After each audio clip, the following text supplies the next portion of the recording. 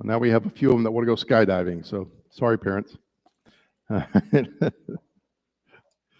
I was looking at skydiving earlier this week, setting up my next one to go, and trying to do another one this year because I did two back-to-back pretty quick from each other, and it's been a while since I've done one. It's like, oh, I miss it. I'm going to go do it again. And so I was looking at that the other day, so it's funny he brought that up. I was like, how did he know?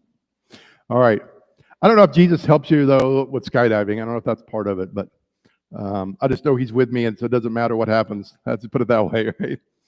Well, it's good to be here this morning. Good to be in a place where we get to learn from God, right? And I hope that you are expecting, that's where we're here, right? Expecting him to teach you something about himself and about his relationship with you. And that's what our kind of a goal is for him to come together on Sunday as a family, is to kind of expect that from him, right? Because if you expect it, then he will give it to you, right? If you come to church and like, I don't expect nothing to happen, I'm just showing up because that's what we do, and then probably nothing's going to happen. But if you come and you expect him to speak to you and you expect him to teach you something about himself, expect you to teach him something about your relationship with him, then he will, because that's what he wants to do. Amen? All right. So have you ever said this to yourself? How could God use me because I have nothing to offer? I think we all kind of go through that sometimes. We kind of go through those kind of places in our life like, what do I got to give to God? I got nothing, right? This morning I want to talk about what God might tell you if you actually asked him that question.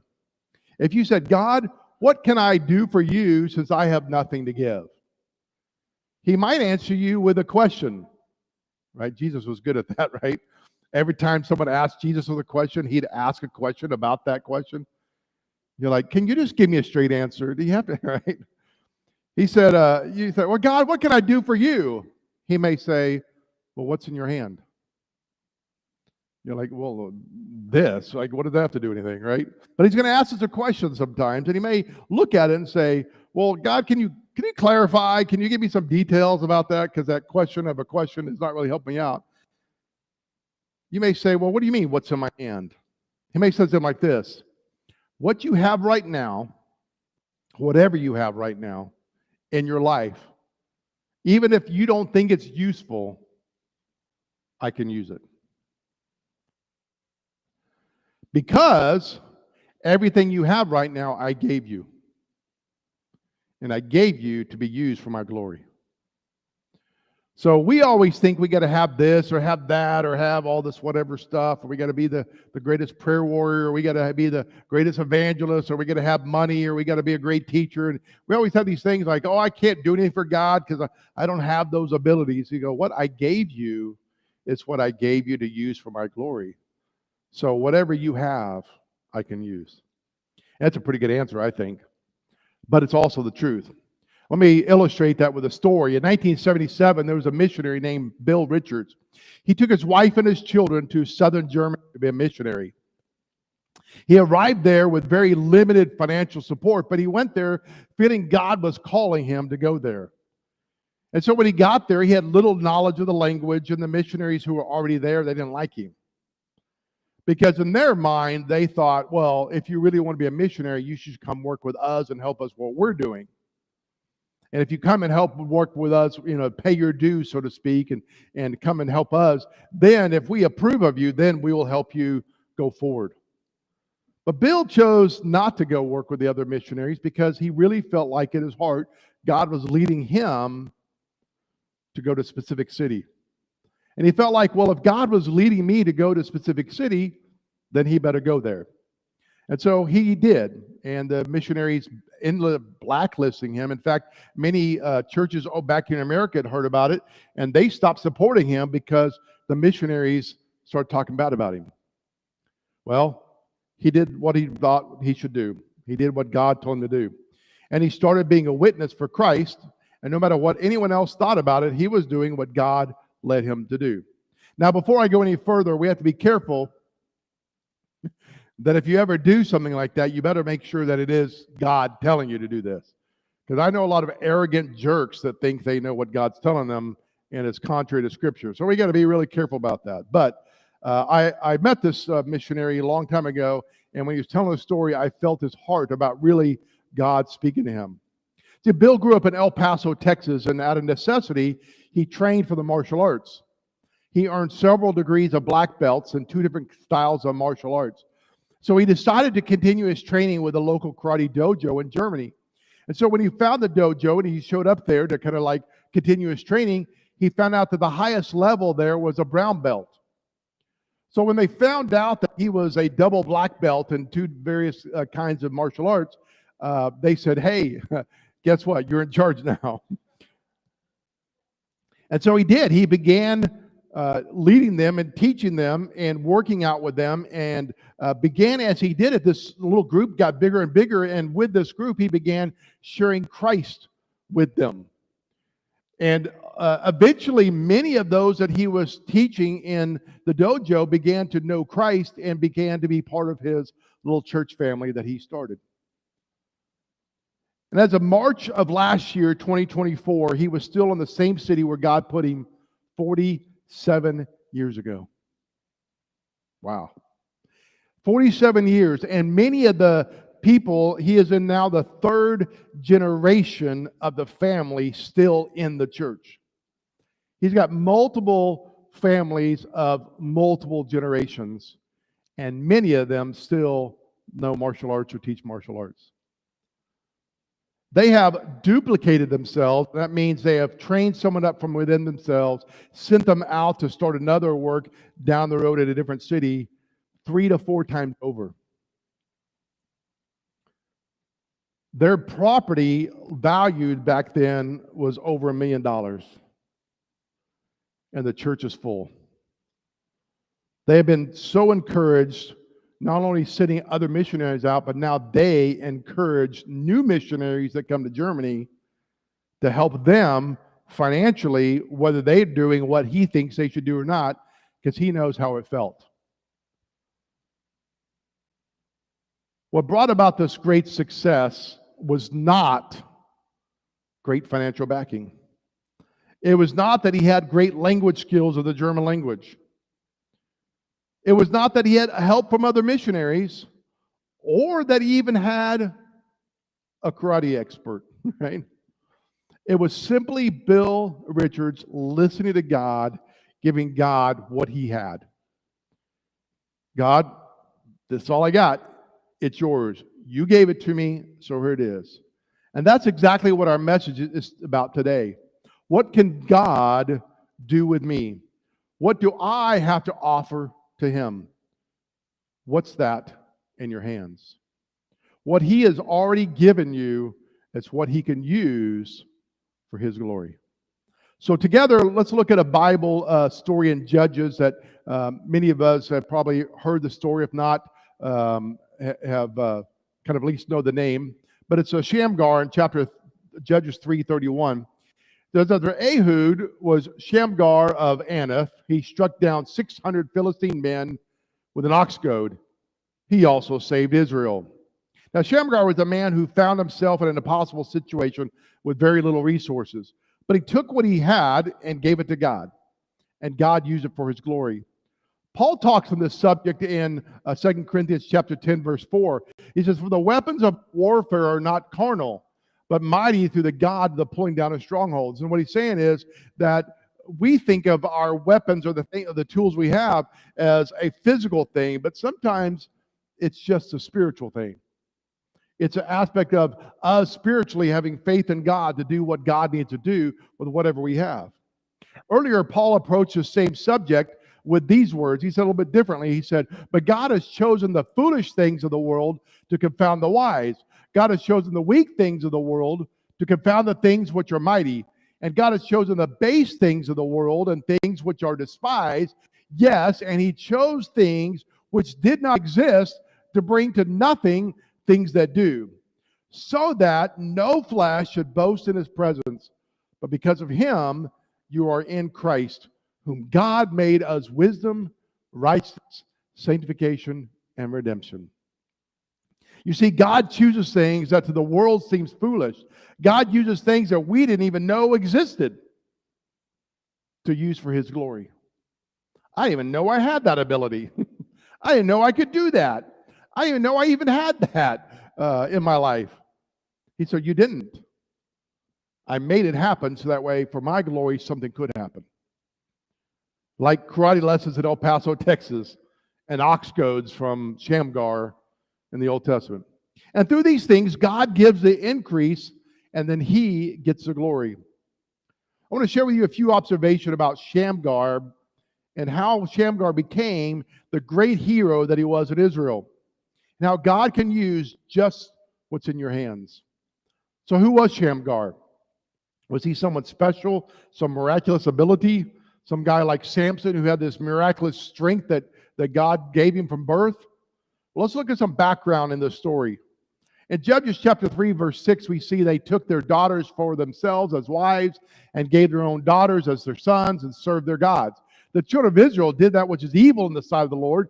They forgot the Lord, their God, and served the Baals and the Asheroths.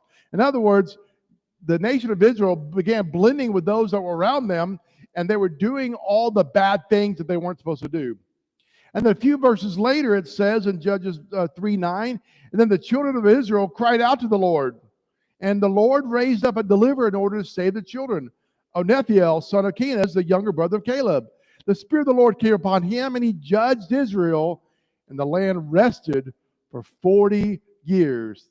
Then Othniel, son of Kenaz, died. So all was good for many generations after that. They never went back to doing bad things, right? Nope. Once Israel did evil in the sight of the Lord again, and God used Moab against them, and they served Moab for 18 years. Then again, the children of Israel cried out to God, God, we're sorry, please come back to us. And God raised up a deliverer, Ehud the Benjamite, a left-handed man. I don't know why God put the left-handed man in their story, but he's left-handed. That just lets you know you don't have to be right-handed. You can be left-handed, right? But God was tired of them walking away from him, right? Nope. Moab was subdued, and the land rested 80 years. That's 80 years. Now, after this time, you think Israel goes, okay, now we got it. 80 years, we're good now, right? Nope. Right? A couple generations goes by, people forgot again. Are we seeing a pattern here? In fact, if you go through the Old Testament, you will see this pattern play out over and over and over and over again. And every single time, God shows them mercy and grace and brings a deliverer to them. This time, Canaan was over them, and they were persecuted even more. And this is what we're going to see when Shamgar is growing up. And the story is passed down to all the children, and they've heard all about the relationship with God and all the problems that God has had with the nation of Israel, and the nation of Israel has had with God. And Shamgar's heard all these stories, and he grew up with this. And now we're seeing Canaan, the Philistines, controlling everything again. This is what he grew up with. I think Shamgar may have been tired of this same pattern. I mean, I think that's the idea, right? After you see a pattern in your life, you're like, this is not. Well, they say the definition of insanity is doing the same thing over and over again, expecting different results. Right? I've done that 10 times and it's just not working. If you had a light bulb out, and I did this yesterday and I laughed at it when I did it, my porch light was out. And I have one of those smart lights, so that way it comes on automatically on and off, but it was out when it wasn't supposed to be out. But the switch was on, so I turned it off, waited about 10 seconds, turned it back on, let it reset. Didn't come back on. So I turned it off, turned it back on, turned it off, turned it back on, like 4 times. Like, I guess the bulb's burned out. And I think my wife probably looked at me and went, you think? So I turned the light switch off. I go, okay, I'll switch the light bulb out later. So right before I went to bed, I thought, I'll try. Walked over, flipped the switch again. You know what? The light bulb came on. I don't know. Maybe I finally got caught up with the internet. I don't know. It came on. But we do that sometimes in life. We keep trying it over and over again. Hopefully, maybe it'll work, right? Well, Shamgar is probably in this idea of like, are we going to continue this again? This is kind of ridiculous. I'm growing up in this mess, and now I have to live in this mess that I didn't even create. Like we've been underneath this rule and keep messing up over and over again. So this is where we pick up the story in Judges chapter 3:31. And Ehud was Shamgar's son of Anath, or after Ehud. He struck down 600 Philistine men with an ox goad. He also saved Israel. I say that he was ready to defend God. Now, we do not know if the striking down was a one-day thing. Doesn't really tell us, right? Or maybe it was done over a span of time, maybe a few days, few weeks, maybe a few years. We don't really know. But somehow Shamgar uses ox goad. He struck them down, 600 of them, and he saved Israel. I like how he just kind of threw that in there. Right? Struck down 600 men. He also saved Israel, right? As if it's a subnote of saving Israel, right? Look, there's only 2 verses really about the story of Shamgar. Shamgar is mentioned in other places, but there's only 2 verses about the story. The one we just read, and then Judges 5:6. In the days of Shamgar, son of Anath, and the days of Joel, maiden roads were abandoned and travelers used roundabout paths. That's about it, right? These passages barely tell anything about Shamgar. His name says a little thing about him. He is described as the son of Anath, right? Well, what does that mean? Well, does that mean Anath was dad? Maybe it was his grandpa, great-grandpa, right? But also we see sometimes the word Anath or a son of means that it's from something or a personality of. And that could be it too, right? With the sons of thunder we see in the New Testament. And so his personality of this character, this word, right? And so we can look at this word and go, okay, well, what does that word mean? Well, there's a Canaanite city, and it has the idea of a Canaanite goddess. Canaanite goddess has the idea of a goddess of war, of a great warrior. So maybe he has the warrior spirit in him. I don't know. Maybe that's what it was, right? It's also meant of a word that means to pay attention, to answer, to respond. I think both those would be good. He had a warrior spirit that was ready to respond. So that could be what it means. We don't really know. But we do know based on what he did, he had a warrior spirit because he was ready just to go to battle with whatever he had in his hand. And he paid attention to what was going on around him. He paid attention to the problems that were going on. He paid attention to God as he was growing up. He paid attention to listening to what God told him as he was growing up. And so whatever happened, we know by the story, when God led, when he felt the need to go, he went. He was alive during the time of the other judges. Deborah and Barak were also during that time. And we also know that, too, they were people who answered the call of God and went to war courageously. We don't really know if they went to war together or at the same time, or maybe they were working up here and he was working down there, or vice versa. We don't really know, but we can conclude that Shamgar was a man who listened to God. He answered his call and he responded with the action with what he had. And that's about all we can tell and get from the story. Well, what else do we know about him? Well, we know what he carried in his hands, an ox goad. And that the Bible tells us that Shamgar had in his hands the only weapon or tool he could use was an ox goad. An ox goad was a pole that was about 8 feet long with a sharp point on one end, and he would use it to kind of goad the ox, that's why it's called an ox goad, along. So as you're a farmer and you're having the ox help you till the ground, every now and then the ox would probably I'm not moving right now. And so you'd have this long pole because you're behind the till and you kind of poke the ox in the butt, kind of like, come on, let's go. And sometimes they didn't go. So you'd have to poke it a little bit harder. They had thick skin, right? Nothing like Christians today. But anyway, so he poked it, and so that was what the ox would go, okay, I'm going. And he'd keep going. That was what the ox goad was for. But then also, on the other side of it was kind of a flattened area, almost like a little shovel area. And with that, when they're going along, if they were tilling something and they had a big rock or a big mound or whatever, they used it to chop that mud up or maybe get the rock and move it out of the way and throw it away. So he kind of had a double use for it, but it was long, so that way he could reach the ox from behind the till, whatever they're using, right? So that's kind of what it was. It's a great utility tool for plowing with an oxen. But why did Shamgar, this great man that he was, only have an ox goad?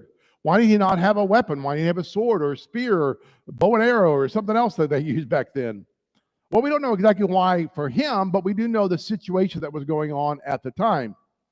1 Samuel 13 tells us, now there was no blacksmith found throughout all of Israel, for the Philistines said, lest the Hebrews make for themselves swords or spears. This is common practice of the Philistines. They remove all the weapons and they would get rid of all the blacksmiths, or at least take those blacksmiths into captivity, so that way the people couldn't do their own weapons. In fact, they couldn't even sharpen their own weapons. If they wanted their weapons sharpened, they had to go to the Philistines and say, hey, I've been using this ox goad, it's kind of dull. I've been using the shovel part of it, it's kind of gotten dull. I need to be sharpened for me to do the work that you're asking me to do. And they would sharpen it, but not too sharp, right? They would sharpen it just enough to be able to use what you needed, but not too sharp that would, you could use it as a weapon. The irony, right? So Shamgar only had an ox goad because the Philistines only allowed him to have that tool. You ever taken your shoe off to dry a nail into the wall? Yeah. Or maybe the back of a screwdriver, right? Or about the old sheriff who was out in the Great West, and he was riding his horse along, and his horse started hobbling, and he got off, and he pulled it up, and his horse's shoe had kind of, one of the nails started slipping out, so he used his gun, the butt of his gun, to hit it with a hammer. Now, not something I would use to hammer with the butt of a gun, because it could fire and all of a sudden now you're dead, or the horse is, but he did and it worked out. Well, not the best tool, right? But sometimes, right, sometimes you just got to use what you got to get in your hand. I always joke about those little kits that you can get from Walmart or on Amazon, the little tool kits that have a hammer that's about the size of my phone. They have a screwdriver half the size, and you're like, yeah, this is my household toolkit. I went to one of my brothers, won't say which one in case they're watching, but that's what they had at their home, and I just kind of humorously laughed at them, like, what are we going to do with this, right? And but you do with what you have, right? And that's the idea.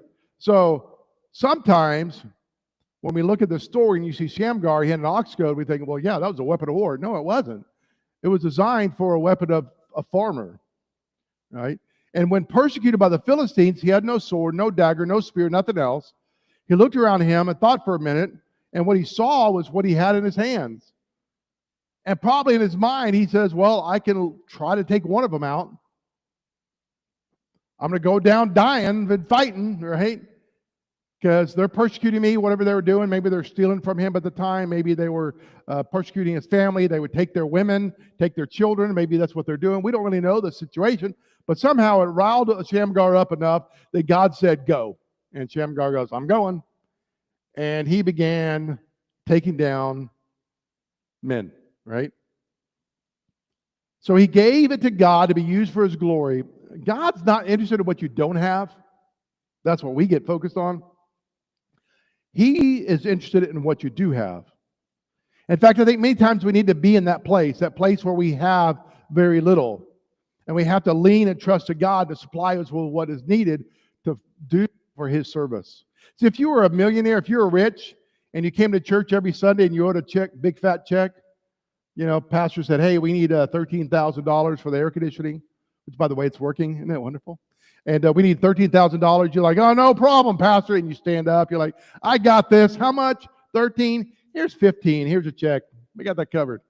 And people were like, oh, yay. He gave so much. He's a millionaire. He didn't blink an eye. That's like you giving $1 in the plate, right?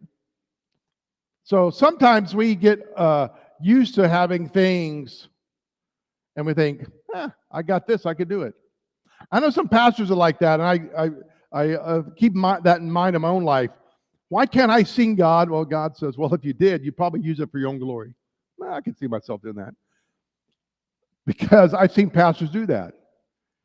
They get used to singing. They get used to having their abilities that they have on the platform. They get used to being able to tell stories from the pulpit. And they just kind of rely on that to get them through pastoring for 50, 60 years, but they never really pastored the church. They just got up there and just did what they wanted to do for their own glory. And I've seen multiple people that way. See, when you have things that seem like, look at me, look what I have, then you tend to use that for your own glory. And that's kind of what Paul said earlier. He said, I don't give you those things so that way no man can boast. Right? So when you think about, we look at what we don't have, God's saying, yeah, but you have exactly what I need you to have. And so give that to me. Proverbs 3 tells us to trust in the Lord with all our heart, and not to lean on our own understanding, so that in all our ways we can acknowledge him so that he can direct our paths. He wants you to take all that you have and dedicate it to his use. Then he can use it exactly the way he wants to use it. And if you do that, and as he leads, you will have victory. There will be success. Maybe not the success you're wanting, but success in his kingdom. So what do you have in your hand? What do you have in your life that God can use? What ability or resource that you have that God can use? What instrument do you have in your personality or character that God can use? You need to give it to God for him to use it, to bring glory to himself. Now, I know some people that will tell me, well, I do have this ability, but I don't want to use it because I'm afraid people are going to think I'm doing it for my glory. Well, that's wonderful. But why do you think you have it? To be used for God's glory. It's really about the attitude. It's really about your heart, right? If someone, and I've had people do this, Pastor, I'm a great singer. I'm an awesome singer. I like to sing a special Sunday. Here's a song I came up with. I'm like, oh, okay. Well, I guess you're going to sing something. Thank you, thank you. And they stand up here and they get the mic. I don't have the mic, but they get the mic. And they're like, yeah, I thought I could tell a story about myself. When I was little, I began singing for God. They just tell this whole long story about themselves. And they go, so I'm going to sing this song for you. Like it's for you, you know. And they start singing and they got the whole like, you know, and they're like, yep, that was for their glory, right? Or I hear someone off in the distance that sings. I'm like, whoa, you got a voice. And I walk over to him. I say, could you sing for us? Oh, I know. You sing great. I know. I've never done it before. And I go, you're the person I want. Well, you think it'd be all right? Yes. You just keep that humble attitude. You'll be fine. Will you get up and sing for us? Okay. And they sing a song and everybody's tears are crying, you know, like, oh my God, that was so beautiful, right? Because they gave what they had. What they didn't think they had anything, but they gave what they had to God, right? And so that's what we see with Shamgar. So we saw who Shamgar was. He was a man who had a warrior's heart of somehow, right? A man who waited on God and listened to God when God told him to go. He had an ox goad in his hand and he used what God had him, right? And so we know that about Shamgar. One final thought this morning. I want you to get in your mind a picture of a farmer working his fields, trying to feed his family, and knowing that whatever he makes in his family, whatever he has with his family, he is going to take care of his family, but knowing that part of it, if not most of it, is going to go to the Philistines. So he's doing everything he can to do the best he can have for his family. So picture that in your mind. And he's being persecuted by 600 or more invading army. And let's see what Shamgar did. He struck down 600 Philistine men with an ox goad. Oh yeah, and he saved Israel. Shamgar had this goad, an 8-foot pole, sharp point one end, small shovel another, and nothing else. What did he accomplish with this goad? He struck down, beat up, killed, whatever word you want to do, hurt badly, I don't know, right? 600 men, and also saved Israel. He was obviously led by God to pick up the ox goad, and he sprung immediately into action. Charles Spurgeon once said this of his students: give whatever tools you have to the Lord, stand your ground courageously, and trust God to use what's in your hand to accomplish great things for his glory. God has given each of us all we need to accomplish all he asks us to do. I'm reminded of David and what he said about the skills. He said in Psalms 143, blessed is the Lord my strength, who prepares my hands for war, my fingers to fight. Shamgar most likely learned about God the same way David learned about God. He learned to trust God with what he had, and the results were amazing. By listening to God and being willing to follow God's leading, saw success as God led. Byproduct of this that he gave confidence in is to others around him. In the days of Shamgar, the main roads were abandoned and travelers used roundabout paths. Village life ceased. So during this time, there was a really horrible thing going on that people began hiding from the Philistines. They wouldn't go on the main roads. They take these side paths, and the village ceased. Basically, people would come to the village to sell stuff. That all ceased. All that stuff went away. And it's not by accident that Shamgar is mentioned here when the people of God that were being beaten down so badly that they wouldn't even use the main streets and they ceased everything they were doing. This is when Shamgar took up his goad, it killed 600 Philistines, and he also saved Israel. Then we see God institute two other judges, Deborah and Barak. And Deborah and Barak raised up mighty armies. They were counted for the Lord, and a mighty army followed them. And they too, whatever weapons they had, come up with, and they beat the enemy so badly that Deborah wrote a song about the victory. You can read that in Judges chapter 5, verse 12. So when you and I get a vision of what God can do with us and what we have in our life, and we stand with courage to be used by God, God will use us to serve in His kingdom as He leads us to serve, and He will get the victory. And then we can motivate others who are afraid to do the same thing, because we can see, look, it looks like they didn't have anything, and look what God is doing in their life.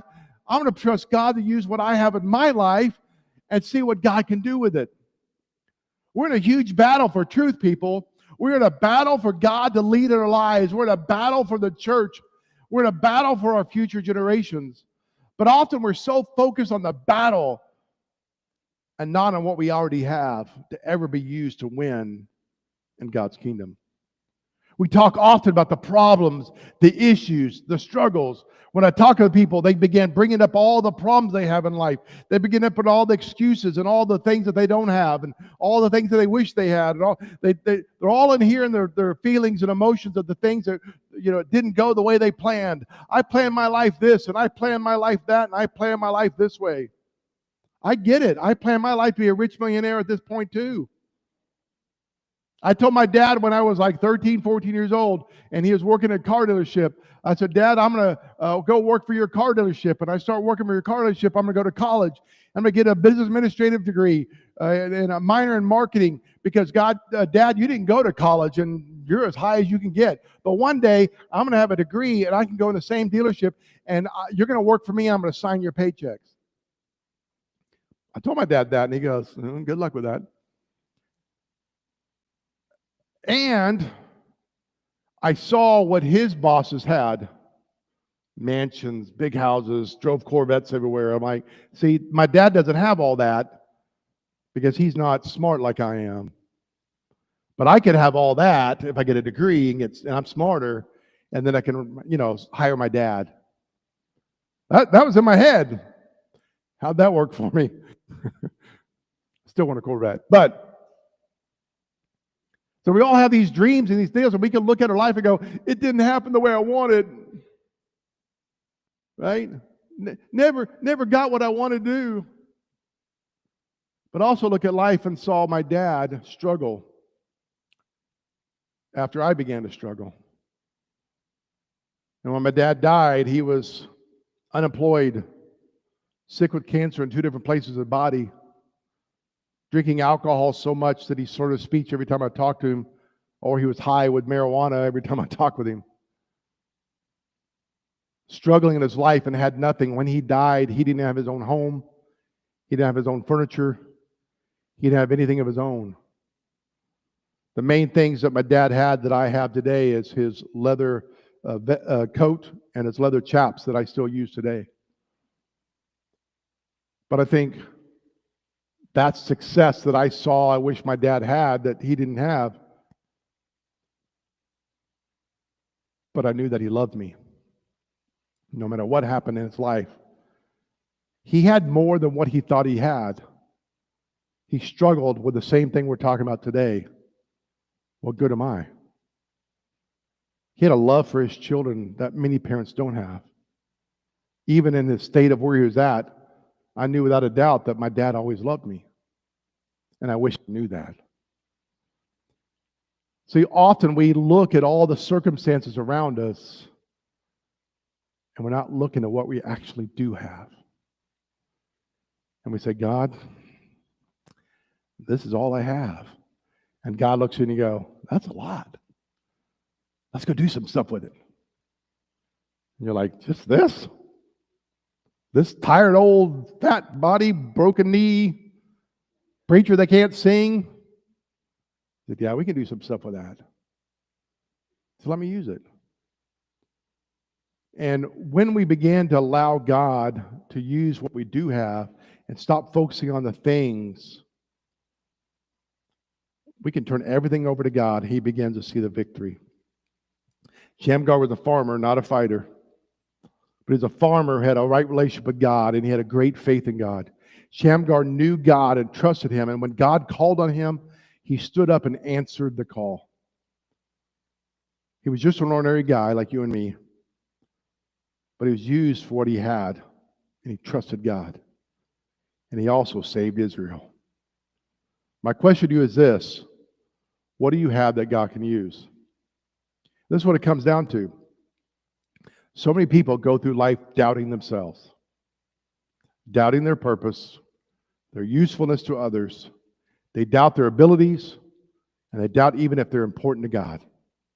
How do I know that? Because I hear it over and over and over and over again. But what they forgot is this: you are important to God. And God has given you everything you need to live your life with purpose, to live your life useful for His glory. But you need to give it to Him. Give what He gave you back to Him. And say, God, here am I. Use me. Give all that you have and all that you are to God, and He will bring the victory. Not only in your life, but you'll begin to see it in lives around you. So let's stand this morning together and give Him glory and praise through prayer and song.